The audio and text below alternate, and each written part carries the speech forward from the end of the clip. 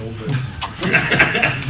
Well, that's why I questioned it there. Well, I think we addressed a lot of our concerns Monday. Right. At the workshop. We appreciated the board's attention to our concerns over the current practice in the supervisor's office. And The board kind of cleared up some things. Our office committee's already started working Right, on it. and we look forward to working with Jeff on this. And we have a couple members of the group here today, and I just asked the board members if they have any questions for us as a result of reading the letter. Because I think we covered everything that we were concerned with Monday.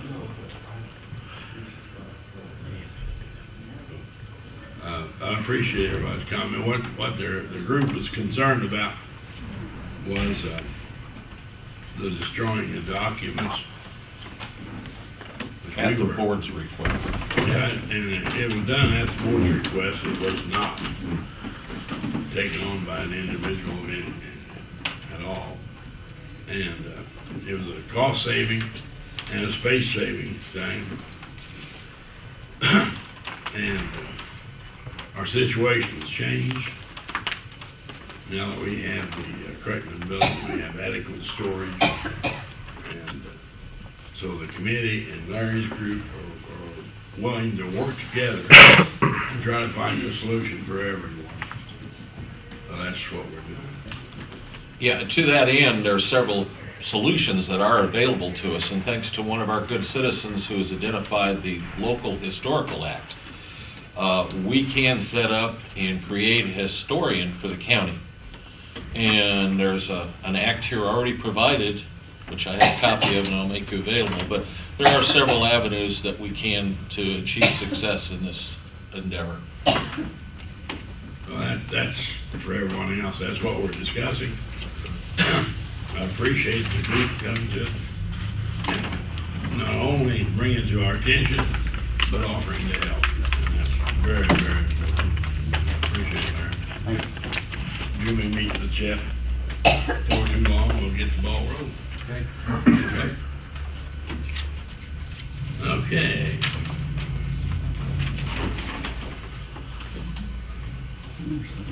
Public session. Which one is going to go first?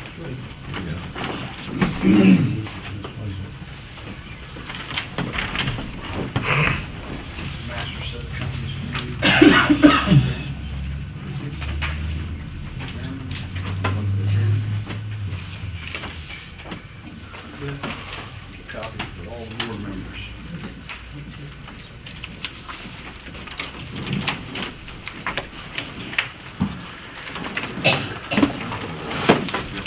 Brought up issues, my name's Kirk Allen. I brought up issues last meeting in regards to the ambulance. I've done some additional investigation and research. Public officer or employee or special government agent commits misconduct when in his official capacity or capacity as a special government agent, he commits any of the following: recklessly fails to perform any mandatory duty as required by law, knowingly performs an act which he knows is forbidden by law to perform, or C, with intent to obtain personal advantage for himself or another, he performs an act in excess of his lawful authority. February 5th, 2003, and these date lines are very important. Kevin Trogdon moves for an adoption of a resolution to take a loan for $300,000 to purchase property for the ambulance. That resolution is a fraud. It's a fraud on the people of this county. The price of the land was not $300,000 as outlined in that resolution. Ironically, neither this county nor the bank has any closing documents for a $300,000 loan. That fact should concern some folks. Discovery of the missing $45,000 took place last month. Those funds were put back into the county to subsidize the ambulance, which is proof the board took out a loan claiming it was for one thing, when the truth was it was for two things: buying property and subsidizing the county. The taking out of that loan to subsidize the county was illegal and clearly official misconduct by all board members at that time. Every board member sitting on this board right now that was part of that transaction should get up and resign their position for clear violation of their oath of office and official misconduct. Unfortunately, these referenced events exceeded the statute of limitations for charges of official misconduct. September 17th, 2003. County Board calls for a special meeting to be held on September 23rd. September 23rd, the meeting was held with a resolution signed in regards to the ambulance sale. A few problems with that resolution. Paragraph 1, resolution claims the county has been unable to attract any private ambulance service to continue providing service to the 7 townships it services. There is no evidence that can be found anywhere that an effort was made to attract private business to purchase this operation. No advertisement for its sale, no flyers, nothing. Paragraph 2 claims it would be in the best interest of the county to privatize the ambulance. No evidence can be found in any records that support such a claim. No financial analysis, profit and loss statements, nothing. Paragraph 3 claims D. Bergen approached the board with a proposal to purchase the ambulance. No evidence can be found in county records that contain any such proposal. Mr. Bergen claims his records were destroyed as they took up a lot of storage space. Without any such record of a proposal, how is a person able to determine the transaction is fair and reasonable, which the board claimed it was fair and reasonable in the resolution? Then at the same meeting, a service agreement was signed. Claim in this agreement is that the ambulance has not been profitable for Edgar County and has needed funds above and beyond the tax revenues received for the ambulance. Not profitable. And why on earth, 7 months earlier, did the county take out a $300,000 loan to buy property for the ambulance? Not profitable? Then how can the county board, in a matter of 5 months, take $51,791.63 of ambulance tax money to be used for things clearly not related to the operation of the ambulance? Those funds were taken under the disguise of administration fees. Another case of taking earmarked tax money and using it for something else, which is against the law. Not profitable. Mr. Bergen received in just over his last year of employment as the department head for that ambulance an additional 775 hours of pay, which equates to over 19 weeks of pay. Yet no one can provide a shred of documentation how the head of a department received such compensation. Not profitable? Hell no, when no one watches the foxes in the hen house. Mr. Bergen's attorney made the claim the last month of extra pay, which contained over 400 hours, was for 3 years of after-hours work. How ironic that Mr. Bergen hadn't even worked for the county 3 years at that point. In fact, he had only worked a total of 21 months according to the payroll records. And if his lawyer's claim was true, if the last month was to cover all the previous extra expenses, what's the claim going to be for the other 375 hours that we didn't discuss that we had uncovered? There's not one document supporting any such benefit time was authorized, and the very chairman of the ambulance board, Dale English, reported via email to me, "I'm not aware of benefit time." At the same meeting, a purchase agreement was signed with an effective date of October 1st, 2003. Purchase price was $100,000, and to this day, not a single person has provided one shred of evidence that this money was ever collected. Mr. Bergen informed me he paid it, so if he was telling the truth this time, where's the money? Personally, I don't believe a thing he has to say. Why? Because I now have evidence that Mr. Bergen had a direct conflict of interest, and I think anyone can see clearly, acted in his capacity as manager of the county ambulance in a way that was with intent to obtain personal advantage for himself, and he performed an act in excess of his lawful authority, which is official misconduct. What did he do? September 15th, 2003. You'll notice there's a document attached to this letter. September 15th, 2003, 8 days before any public meeting or any documents are signed approving the sale and purchase of this ambulance, D. Bergen and his wife filed articles of incorporation with a corporate name of Edgar County Special Service Area Ambulance with the Secretary of State in Illinois. How is it that a county employee can get away with filing articles of incorporation with a corporate name of Edgar County Special Service Area Ambulance when he is supposed to be managing that very agency on behalf of his employer, the county? The county ambulance manager cannot stake claim to the ambulance name and incorporation while in his capacity as a county employee for that very operation. This single discovery now brings things full circle regarding a paragraph in the purchase agreement that claims he is also buying the rights to the ambulance name, the very name he filed with the Secretary of State 8 days prior. So how is it he's buying the rights to something that he claimed ownership to the state of Illinois 8 days earlier? Anyone going to try to claim Mr. Bergen's action had any other intent than to obtain personal advantage for himself and his wife? I would hope not. Why else would he want to buy the operation, of which to date no one can account for any payment for this purchase? The entire act of filing ownership of the name of the ambulance over a week before this meeting, to discuss even the sale of the ambulance, the claim proposal to buy the ambulance, and signing of the agreements all took place while in his capacity of a county manager, as the ambulance clearly represents a conflict of interest. As manager, it was his duty to ensure the taxpayer funds were being used for their specific purpose. In a matter of 5 months, $51,791.63 was taken from the ambulance account by county board officials, and Mr. Bergen sat silent, yet he confirmed to me he knew it was wrong. All are clearly acts of official misconduct, but considering the statute of limitation prevents prosecution, the law does allow for the collection on the contract signed by D. Bergen and his wife. The purchase agreement is a valid and enforceable contract as confirmed by the state's attorney, and the people of this county deserve answers as to where the claimed payment of $100,000 went. If it was not paid, then this contract should be enforced. It makes no sense how a county that is so broke is so resistant to collect on a valid contract. What are you not telling the people of this county? I know there's been claims that this whole ambulance scam went down differently than was documented, but when it comes to the law, documentation trumps opinions and cover-ups. Mr. Keller, in February of 2008, you signed a second loan in the county's name and did so in secret from the board and without any resolution authorizing you to take this action. It was not until 2 years later, by a freak chance, it was discovered and disclosed. What is official misconduct? Knowingly performs an act which he knows is forbidden by law to perform, and or performs an act in excess of his lawful authority. At a minimum, you should resign immediately. Considering misconduct is still within its statute of limitations, can you present one reason why a formal complaint should not be filed to have you charged with official misconduct? Mr. Isip asked that I bring the ambulance purchase contract matter to the board, and I did that last month. And here we are again, a month later, and nothing has been done. Is this board going to request the state's attorney to take action to collect on this valid contract? Is there a single board member with the courage to stand up and request this matter be taken care of?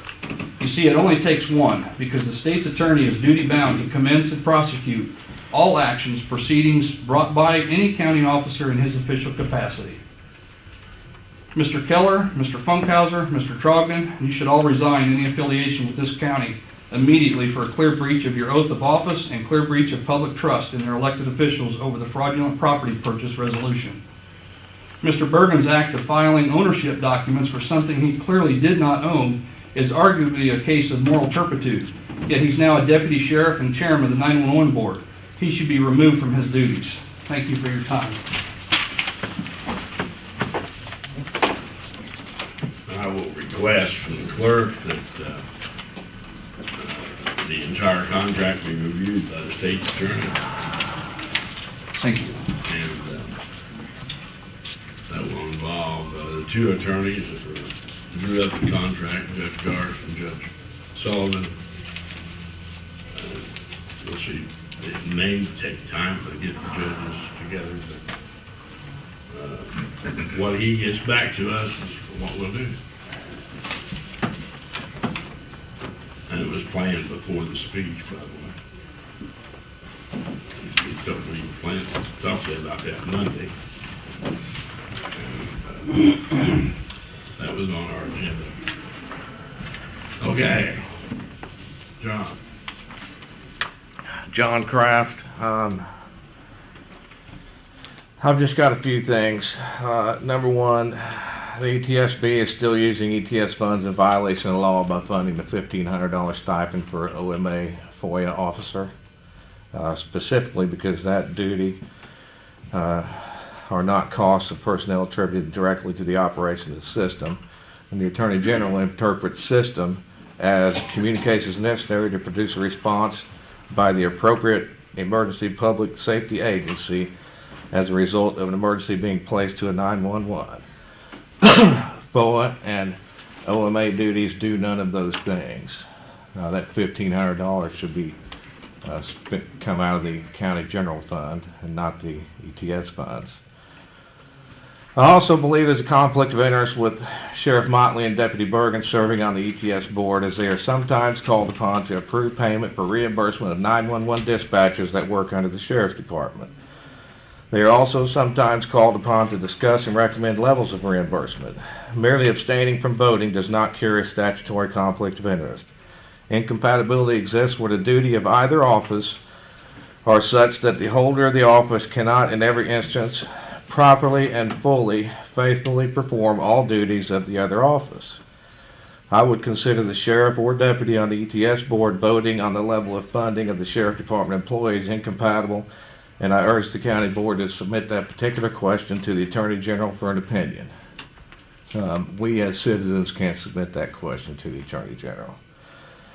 I also think you'll find the same incompatibility with the deputy assessor serving as the commissioner of the Edgar County Housing Authority, since annually they have to submit tax documents to the assessor's office, which means he would be in the position to review his own documents. As far as the airport and farm committee, I have no FOIA contact information, so I will hand that FOIA request to you. That's all I have. Would you turn your list in, please? Huh? Would you turn your list in? For the FOIA documents? No. Of your request. This is the FOIA request right here. Oh, you can have my, Your notes. Yeah, so. I can make a copy of it if you like and get it back to you. Okay. Thank you. Okay. Thank you. Any other under public session? Okay, seeing none, we'll continue. Number nine, I need a resolution for the acceptance of oath and office and bond for Ron Smith, treasurer of the Human Fire Protection District. trustee. So moved. So moved by Janet. Second by Jeff Pointer. There'll be a roll call. Trogdon? Yes. Voight? Yes. Funkhauser? Yes. Janice? Yes. Pointer? Yes. Motion carried. We will, at the end of the meeting, meet and sign all resolutions. Item number 10, relate to the public inspection amended annual budget for fiscal year 2012. Jack, yeah. Yeah, I just want to point out that the Budget Committee submits this to the board. We are amending the 12 budget, which would increase revenues by roughly $120,500 and increase expenditures by about $117,700, which the net difference is a plus $2,800. There's various things that range from ESDA grants, sheriff grants for radios, amending some of the items in collections. Now, when we do those collections at the end of the fiscal year for the next one, sometimes we don't know how much they're going to be. We have a better idea what they're going to be this year now, so we amended those. So it'll lay over, and we'll approve the document at the next meeting. Any questions, gentlemen? I need a motion to approve the minutes. So moved. Moved by Jeff Boyd, second by Jeff Pointer. All those in favor, signify by saying aye. Aye. I believe we'll have a motion to change our demand policy. Mr. Chairman, the Finance Committee of the Edgar County Board met on 12/16 and developed the demand check policy. Effective immediately, demand checks will only be issued for insurance, utilities, phone bills, pre-conference registration, drainage ditch districts, that's easy for me to say, public health department, and 911. As any request for a demand check other than What is listed above will be approved by a member of the Finance Committee. It is the Finance Committee's recommendation to the board to approve and adopt this policy as today's date. Edgar 108, courthouse. So moved. Moved by Jeff, second by Jeff Pointer. All those in favor, signify by saying aye. Aye. Okay, item number 12, 5 highway resolutions. Again, if you would hang around, we'll sign the resolutions after the meeting. Item 1. You want to fill us in on that? It's just the intergovernmental agreements with the townships for the federal HSIP sign project. We passed a resolution authorizing the county board chairman to enter into those contracts several months ago. We now have all the signatures from the townships, and we're making a motion to file those contracts, those agreements. I have a motion to accept. So moved. Jeff Voigt moves. Berlin seconds. Be a roll call. I have a question first. Yes. Are there any increases for any of the towns other than their original agreements? They had a letter of intent, and there was never, Is An there a original variance from what they understood for what they're paying? not to my knowledge. Thank you, sir. Ready? Yeah. Roll call. Trogdon, Yes. Voigt, Yes. Funkhauser, Yes. Janice, Yes. Pointer. Yes. Motion carries. Item 2, authorizing county board chairman to execute a contract with Newell Construction as a parent low bidder on the bridge project replacement at the bridge in Grandview Township. Need a motion? Jeff Pointer moves. And a second. Kevin Trogdon seconds. Any questions? Mr. Clerk, do you have a roll call? Trogdon, Yes. Voigt, Yes. Funkhauser, Yes. Janice, Yes. Pointer. Yes. Resolution passed. Item 3, resolution to support an application to Illinois Transportation of Enhancement Funds. So moved. Jeff Voigt moves. What's this one? This is the one that we're going after. Well, It's a grant opportunity with the This is Department of the first Transportation. section of Clinton Road from Eads Avenue to the railroad tracks. is this the curbs, et cetera? That the Yes. one we talked about? Okay. It's beyond the straight resurfacing, work beyond just a straight resurfacing. We're gonna apply for a grant to pay for 80% of that work. We're asking for board support to apply for such grant. Will this also widen the work that we're going to do, or would that happen anyway under the original? It will not happen without this money. Okay. Motion been made by Jeff Voigt, second by Berlin Funkhauser. Mr. Chairman, or Mr. Clerk, can you have a roll call? Trogdon, Yes. Voigt, Yes. Funkhauser, Yes. Janice, No. and Pointer. No. Resolution passes, correct? Number 4, resolution authorizing county board chairman to sign BLR 5610 local agency consultant agreement with Hampton. I can't read all the names. For preliminary engineering. What project's that? This is the Helan's Dip project. We're asking the county board to allow us to authorize 90% federal participation on some of the preliminary engineering for that project. So this That thing- would be Vermillion Road Yeah, north. yes. North For of those who the, don't know where Helan's Dip is. Moved by Funkhauser.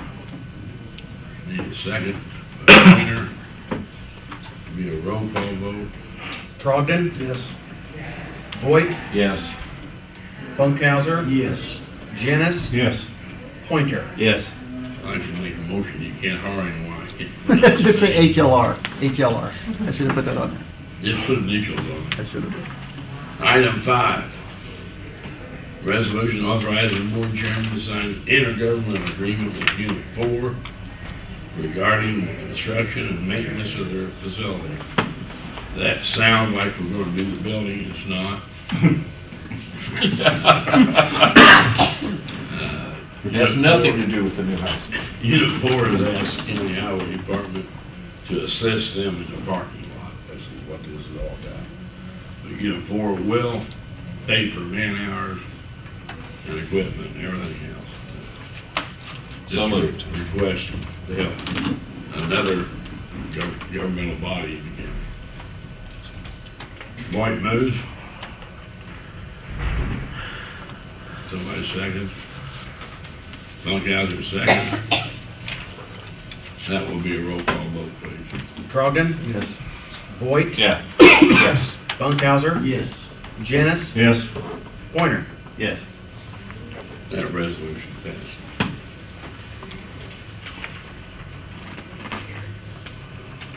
Item 13, office department head report.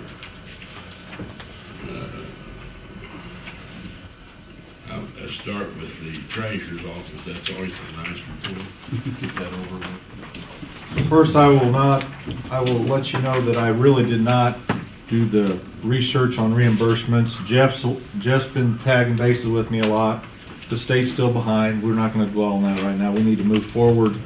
The report that you have in front of you, that is every single penny I have sitting in the bank account. So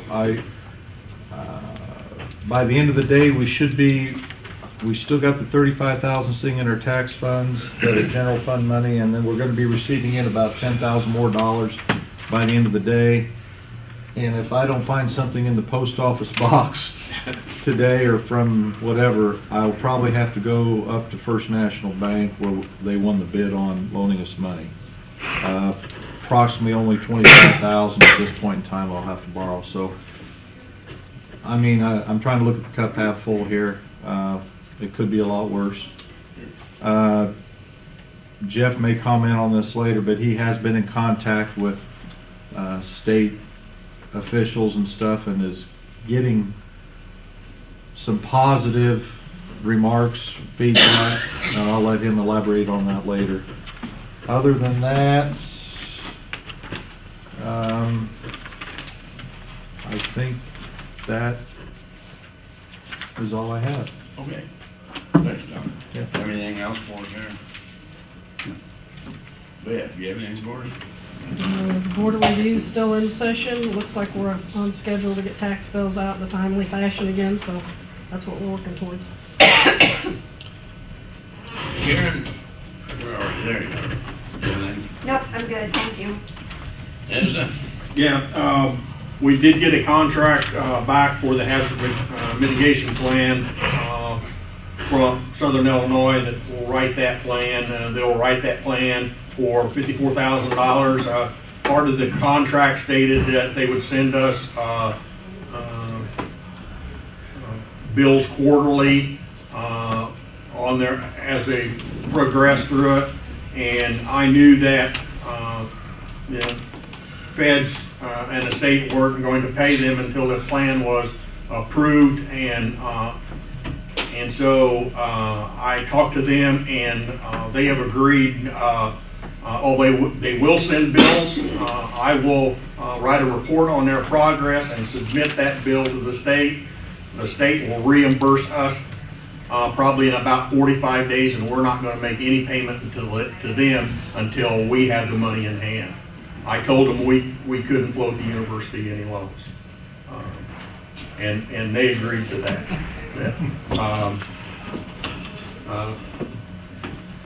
We just couldn't do that.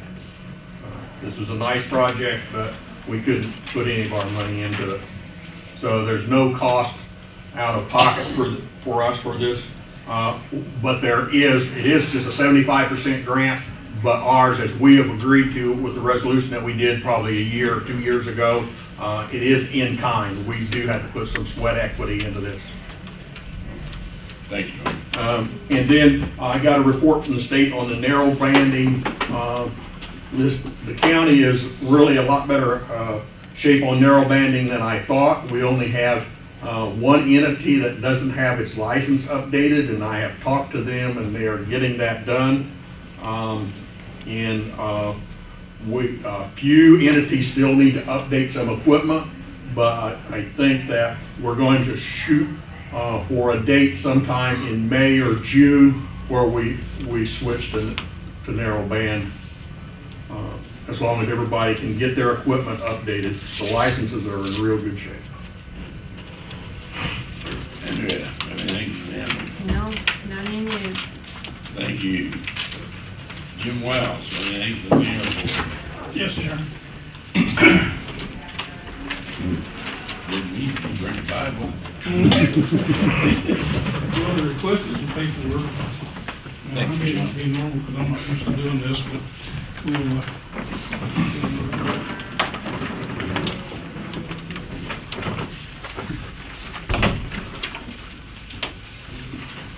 Thanks.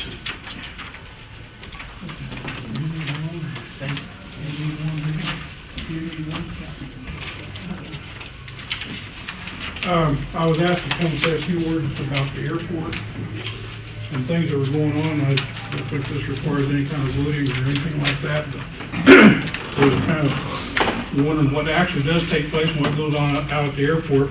And so I just put together a little bit of a PowerPoint without the computer and handed it out. And this is available for anybody that wants to get a hold of it. But, and Mr. Chairman, I do appreciate the opportunity to be here.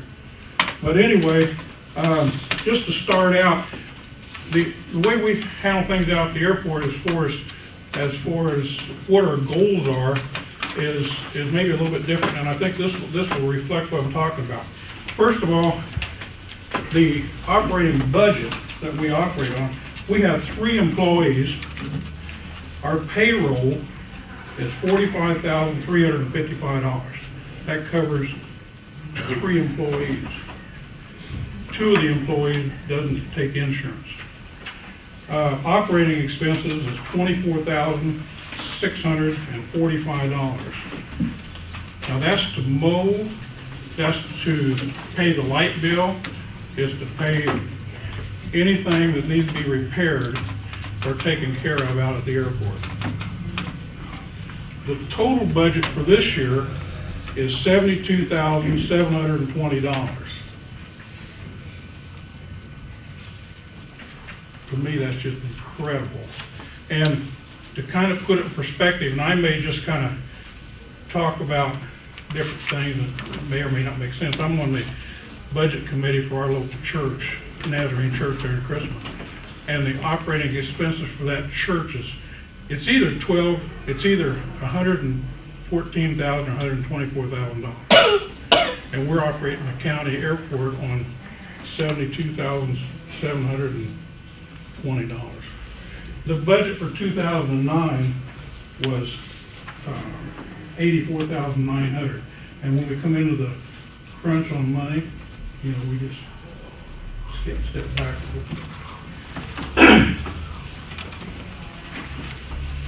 Now, to help offset that cost, we have farm ground that local farmers farm, and the income from that goes into the budget, goes into the general budget. And that brings in $37,635. Not bad. The hangar rent brings in $18,568, but you got a total of $56,203.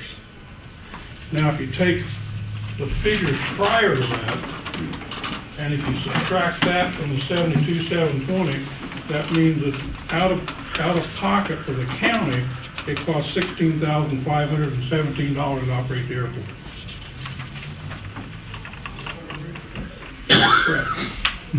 I don't know how they do it.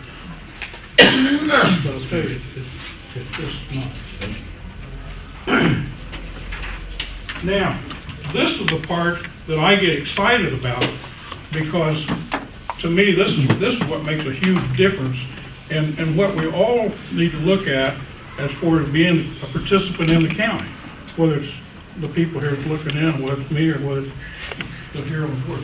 These guys do a fantastic job of doing what they do. And I think we need to support them wholeheartedly. But here's what happened. In 2009, a capital improvement project, and this is entitlement money that came in from the feds. We had a project that brought in $80,000.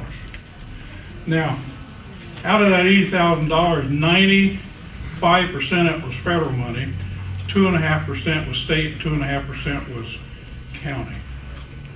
The 2.5% that was county was personally donated by people that believe in the airport and believe what the airport does for the community. Two of those gentlemen are sitting in this room right now. They dug in their own pocket, got their own money out, and paid the 2.5% along with a few other people. So what this does, this $80,000 comes in and it helps go through the community in laborers, contractors, people that works on the project, and that money gets recycled back in through the community. Every time you can recycle money back through the community, it just helps everybody, and especially helps the county. Because right now, the dollar circulates through the county 5 times. Used to be 7, but it's dropped down to 5. Every time that recycles, a small portion of that stays here at the county to operate this organization right here. In 2010, we had a project that was $540,000. That put asphalt clear around all the T-hangers. Used to be just dirt, rock and chip. That money was also privately donated. It was figured that 95%, 2.5, state and local, and 2.5% was donated privately. That money also was recycled through the contractor and the people working on the contract. So what I'm saying is, with these figures here, or let's go back to the very first page, and I said we was operating on $16,517. That also brought this amount of money back in that the county got to reap some of the benefits from it. The biggest project we got going right now, and is still ongoing, is last year it started, this year it's still in process, and I encourage anybody to come out and look me up and let's go out and drive and take a look at it. We're getting a new crosswind runway. That project alone brought $3,300,000 into the community. And it gives me goosebumps and cold chills to think about it. I think what a great deal to bring that much money back into the community and recycle that money like we have on the other projects. This project will be hopefully done in July, but it's getting real close. And I didn't realize until they was really, everything was working real well.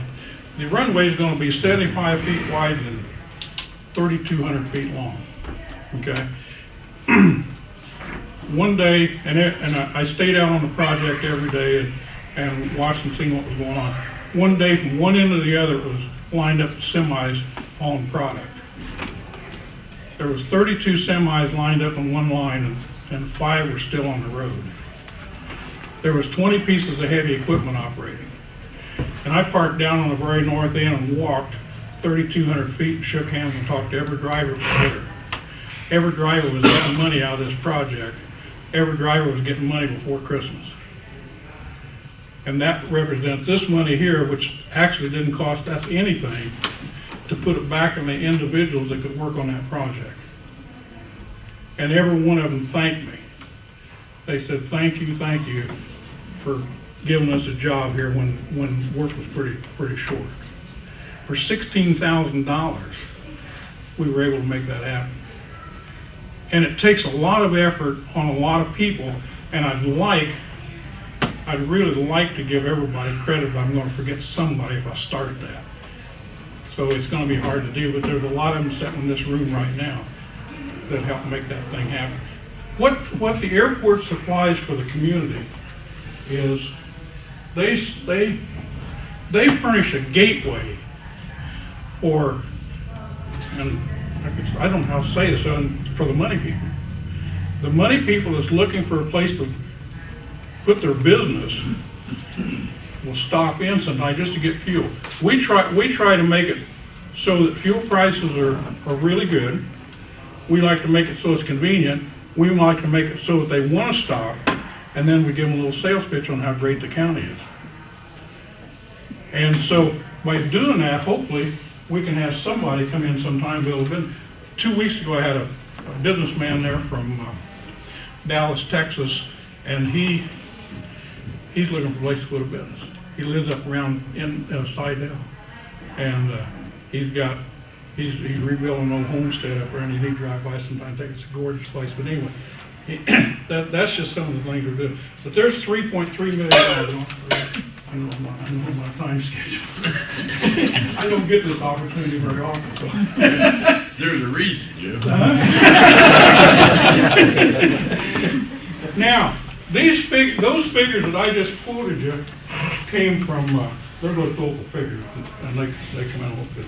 Here's some figures that come from the IDOT, Department of Transportation. This is a report that's going to be coming out in June that I had to call and get it. They didn't have all the figures with them. They said we have 4 visiting aircraft a day reported coming to the airport. Now that means not the ones that are training, that's not the ones that's coming over from Sky King and from Terre Haute and from Champaign doing touch and goes and things like that. That means those are people that come in, stop, get the fuel, and they're new transits, and then they move on through. That's an average. The percentage of business and co-ops that corporations that operate out of Paris is 30%. There's an annual air charter operation of 104 a year. Rusty Bogue and his crew, they run a fixed base operation out of Paris and do a fantastic job. It's been, they've been there about 3 years, I think. And they employ themselves separately from the county. They employ 6 individuals full-time and 3 part-time individuals. So that's new growth in the county that we didn't have before. They operate separate from the airport, okay?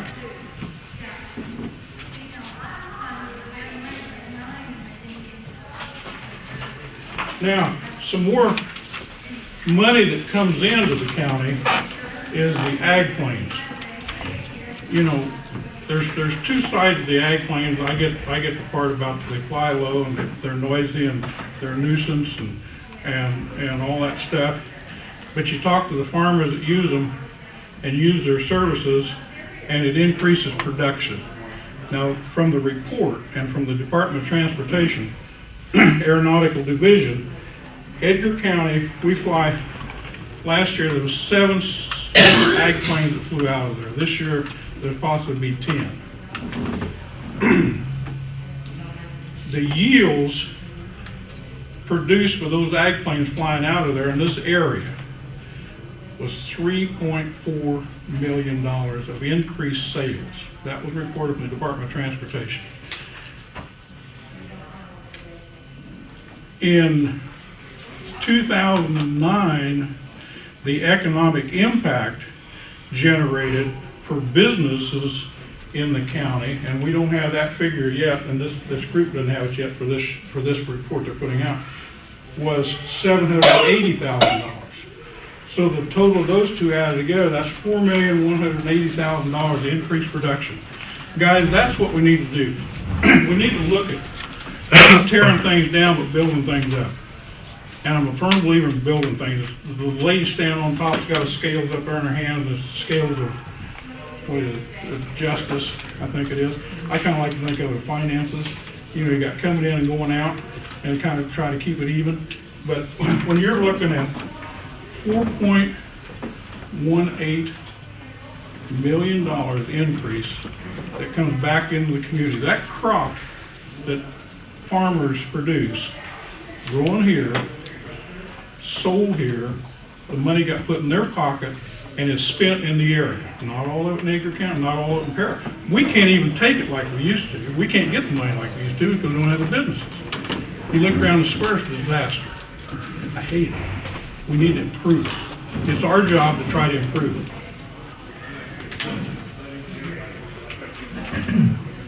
The next page is just a list of the different factories that we help support, and it's Cadillac, Grain Systems Incorporated, Cargill, Grain Processing, Mecco, which is now Doncaster, American Lighting, Symington Windows, Voice Construction, Paris Hospital, Crop Production Services, and Zimmerly Ready Mix. When you say support, you're saying they use the airport? They use the airport for business, absolutely, absolutely. I might say this too, Cargill flies an airplane in that can't, that when they land, it's so big that we have to clean the ramp off to get them enough room to turn around. It's huge.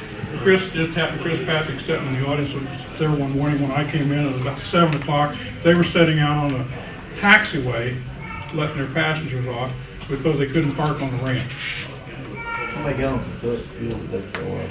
How much? Before they left, how many gallons? That particular plane didn't fill up any, and the reason why is because they can't fill completely up and leave on a 5,000 foot, on a 4,500 foot runway. They can't on a 5,000 foot. I'll give you another story about the fuel, and that's their particular, that's their interpretation, and we'll wrap this thing up. There's just one other story about, and I don't know if you guys know about Nucor. Nucor is in Crawfordville, Indiana. They employ 750 employees, average salary of $50,000 a year. The average home of the people there is 200 to 250,000. 200 trucks and 100 rail cars leave there a day. We had a chance to get Nucor in Edgar County, and the people turned it down. And that was 1980. Nucor could have been here, and that would have changed a lot of things that go on in Edgar County. Guys, I'm going to wrap it up. I got a lot more stuff to talk about, but Jim says I'm done. Thank you, Jim. Thank you, Jim. It's been a long time since we've had from the airport. Okay, Sheriff Montman. As you know, DOC was here last month, they did their inspection, you got a copy of it, I believe all you got is. A lot of improvements on the jail, according to them, but we still have a long way to go. There's a lot of positive stuff going on there.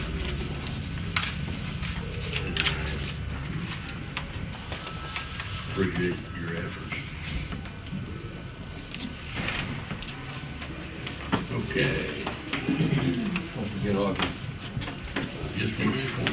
Thank you. Mr. Clerk. As you are aware, we have a primary election next Tuesday, March 20th, and my office is making final preparations for that day.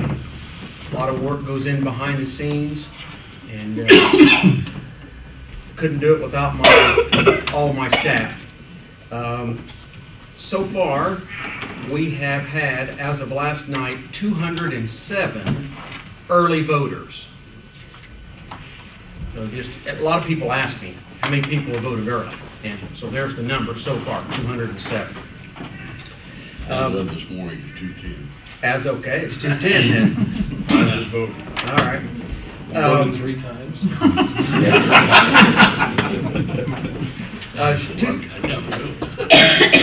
Two things I want to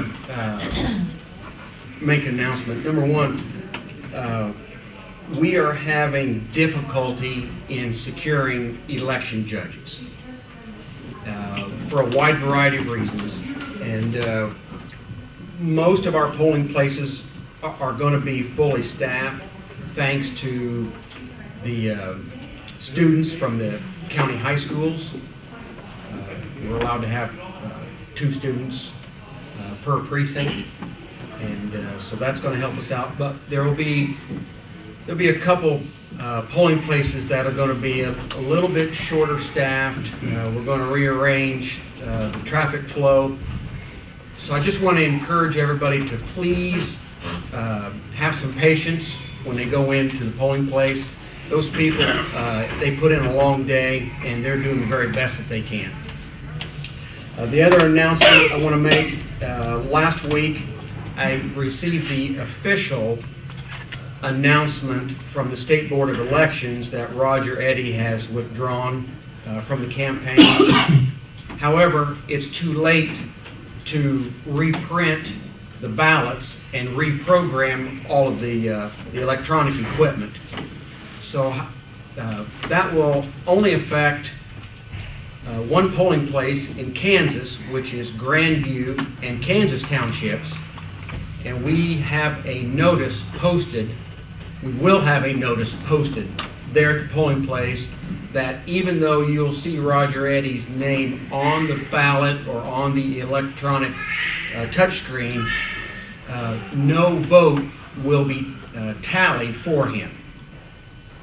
So just FYI, it's too late to take his name off the ballot, and the state board says just post a notice. But again, no vote will be tallied for him, even if he receives votes. And unfortunately, for those that have already voted early, those votes aren't going to count. So, with that, and I'd like to encourage everybody to get out and vote. Questions for me? Saturday voting.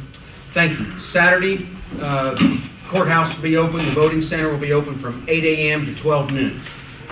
Thank you. Sheriff has a question. What time do you want the deputy there?